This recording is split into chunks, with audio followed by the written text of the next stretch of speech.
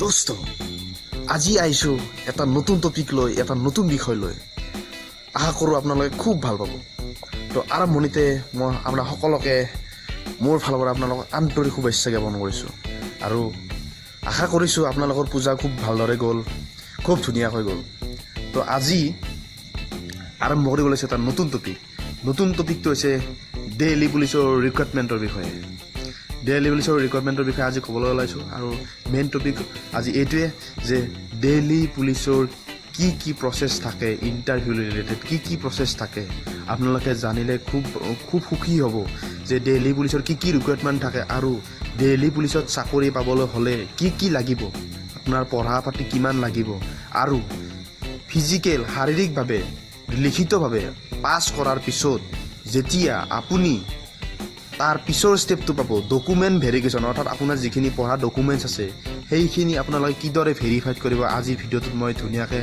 ক'ম তো আপোনালোকে এই ভিডিঅ'টো নোচোৱাকৈ নাথাকিব একদমেই চাব খুব ইম্পৰ্টেণ্ট ভিডিঅ' হয় তো ঠিক আছে এতিয়া আমি ভিডিঅ'টো আৰম্ভ কৰোঁ বলক তো প্ৰথমতে কৈছোঁ মোৰ নাম মৃন্ময় বৈশ্য তো মোৰ ঘৰ বেছিকেলি মই হাজোত হয় তো মই ইয়াতে ডিব্ৰুগড়ত সৰু সুৰা এটা চাকৰি এটা কৰোঁ তো ঠিক আছে তো আৰম্ভ কৰিছোঁ এতিয়া মই আজিৰ মূল বিষয়টো হৈছে আজি দিল্লী পুলিচৰ ৰিক্ৰুটমেণ্টটো তো দিল্লী পুলিচৰ ৰিক্ৰুটমেণ্ট বিষয়ে মই ক'বলৈ হ'লে আপোনালোকে কি কৰিব প্ৰথম বৰ্তমান এতিয়া দিল্লী পুলিচৰ ৰিক্ৰুটমেণ্ট চলি আছে বৰ্তমান হয়তো আপোনালোকে এপ্লাই কৰিছে কিছুমানে কৰা নাই তো যিবিলাকে কৰিছে সেইবিলাকৰ কাৰণে কৈছোঁ আৰু যিবিলাকে কৰিম বুলি ভাবি আছে সেইসকলৰ কাৰণে কৈছোঁ খুব ইম্পৰ্টেণ্ট হয় তো যদি আপোনালোকে দিল্লী পুলিচৰ চাকৰি কৰিম বুলি ভাবি আছে তো আপোনালোকে প্ৰথম কথা জানিব লাগিব যে শাৰীৰিকভাৱে আপোনালোকে যিটো ফিজিকেল টেষ্ট সেইটোত আপোনালোকে উত্তীৰ্ণ হ'ব লাগিব আপোনালোকৰ ৰেচ কিমান থাকিব আপোনালোকৰ ৰেচ থাকিব আপোনালোকৰ 1600 মিটাৰ অৰ্থাৎ 1600 মিটাৰ ঠিক আছে তো এইটো আপোনাৰ 1600 মিটাৰ ৰেচ থাকিব আৰু এই ৰেচত আপোনালোকে প্ৰথম অৱতীৰ্ণ হ'ব লাগিব আৰু অৱতীৰ্ণ হোৱাৰ পিছত আপোনালোকে লিখিত পৰীক্ষা দিব লাগিব তো ঠিক আছে মই প্ৰথম ফিজিকেল টেষ্টৰ বিষয়ে কৰিছোঁ যে শাৰীৰিক পৰীক্ষাৰ বিষয়ে কৰিছোঁ যে শাৰীৰিক পৰীক্ষাৰ বিষয়ে আপোনালোকে প্ৰিপেয়াৰটো কিন্তু আপোনালোকে ধৰক 3 মাহ 4 মাহ আগৰ পৰা প্ৰিপেয়াৰ কৰিব লাগিব তো যদি আপোনালোকে প্ৰিপেয়াৰটো সময়ত নকৰে তো আপোনালোকে কেতিয়াও ইয়াতে ছাকচেছ হ'ব নোৱাৰিব দিল্লী পুলিচৰ ইণ্টাৰভিউ দিল্লী পুলিচৰ ফিজিকেলত কাৰণ দিল্লী পুলিচৰ ফিজিকেল আপোনাৰ খুবেই টাফ হয় আপোনাৰ অসম পুলিচত বহুত ওপৰত হয় ফিজিকেলটো তো ঠিক আছে তো আপোনালোকে যদি দিল্লী পুলিচৰ ইণ্টাৰভিউ দিবলৈ ভাবিছে তো এতিয়াৰ পৰা আপোনালোকে দৌৰাৰ কাৰণে প্ৰস্তুতি চলাব পাৰে তো মই ইয়াৰ আগৰ কিছুমান ভিডিঅ'ত মই কৈছোঁ যে দৌৰাৰ আগত কি খাব দৌৰাৰ পিছত কি খাব আজি আৰু ইমান মই নকওঁ দৌৰাৰ কি খাব পিছত কি খাব আপোনালোকে মই আকৌ এবাৰ কৰিছোঁ যে সকলোতকৈ আমাৰ ইম্পৰ্টেণ্ট বস্তু হৈছে আমাৰ পানী দৌৰাৰ আগত আপুনি যেতিয়া দৌৰাৰ ঠিক 10 মিনিট 15 মিনিট আগত আপুনি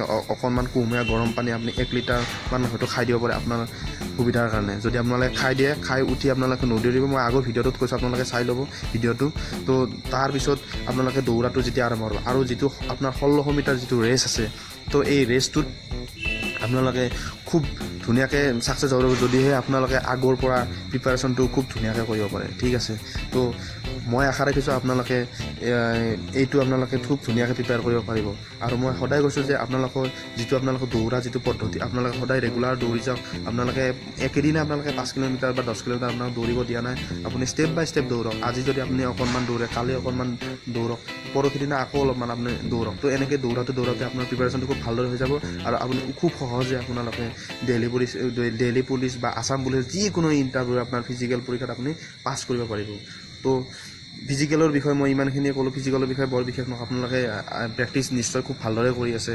গোটেইখিনিসকলে ভালদৰে চলাই আছে তো আশা কৰিছোঁ আপোনালোকে চাকৰিটো সোনকালে হ'ব 2 নম্বৰ কথা আহিলে আপোনাৰ লিখিত পৰীক্ষা written examination in Delhi police যে লিখিত পৰীক্ষা কেনেকুৱা হ'ব যে বৰ্তমান আমাৰ সকলোতে লিখিত পৰীক্ষা আপোনালোকৰ OMR পদ্ধতিত হৈ আছে যে আগতে আমাৰ কি আছিল ডেছক্ৰিপটিভ টাইপ আছিল মানে অৰ্থাৎ ৰচনাধৰ্মিক মানে প্ৰশ্ন আছিলে কিন্তু এতিয়া কি কৰিছে এতিয়া সম্পূৰ্ণ মানে 1 নম্বৰে কুৱেশ্যন কৰিছে তো কি আছে 4টা এনচাৰ থাকে 4টা এনচাৰটোৰ বিপৰীতে এটা কুৱেশ্যন থাকে তো আমি শুদ্ধত্বটো জানিলেহে আমি লিখিত পৰীক্ষাত আমি পাছ কৰিব পাৰিম তো শুদ্ধ এনচাৰটো আমি জনাৰ আগতে আমি কি কৰিব লাগিব যিখিনি আমাৰ মানে বিষয়বস্তুৰ ওপৰত খুব ভালদৰে আমি নলেজ লৈ পঢ়িব লাগিব আৰু তাৰ উপৰি আমি আনুষংগিক কিছুমান বস্তু চাব লাগিব যে মানে বাতৰি চাব লাগিব জেনেৰেল নলেজৰ খুব ধুনীয়া কিতাপ আছে আমি সেইবোৰ চাব লাগিব তেতিয়াহে আমি ইণ্টাৰভিউটোত আমি লিখিত পৰীক্ষাত আমি খুব ধুনীয়াকৈ আমি উত্তীৰ্ণ হ'ব পাৰিম তো তাৰ কাৰণে আপোনালোকে আগৰ এটা ভিডিঅ'ত হয়তো আপোনালোকে সুধিব পাৰে যে আমি ইমান ধৰণৰ কিতাপ লৈছোঁ, আমি কি কিতাপ হয়তো আমি চাম বা পঢ়িলে আমাৰ কি লাভ হ'ব পাৰে।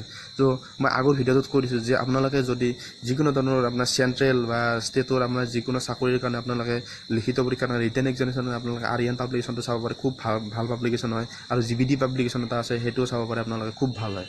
তো আপোনালোকে প্ৰিপাৰেশ্যনটো এনেকৈ কৰিব যে অকল পঢ়াখিনিৰ লগত আপোনালোকে যিখিনি আপোনালোকে পঢ়িছে সেইখিনিৰ লগতে আপোনালোকে বাহিৰা কিছুমান চাওক, যেনে খেল বিষয়ক চাওক, ফিল্ম বিষয়ক চাওক। আজিকালি ফিল্মৰ ওপৰত বহুত ধৰণৰ কুৱেশ্যন আহে, কিছুমান এৱাৰ্ড ফাংচন আছে আমাৰ ফিল্মৰ ওপৰত, সেইবিলাকৰ ওপৰতো কুৱেশ্যন আহে। তো আপোনালোকে সেইবিলাক চালে আপোনালোকে ৰিটেন এক্সামটো খুব ভাল হ'ব, খুব ধুনীয়া হ'ব।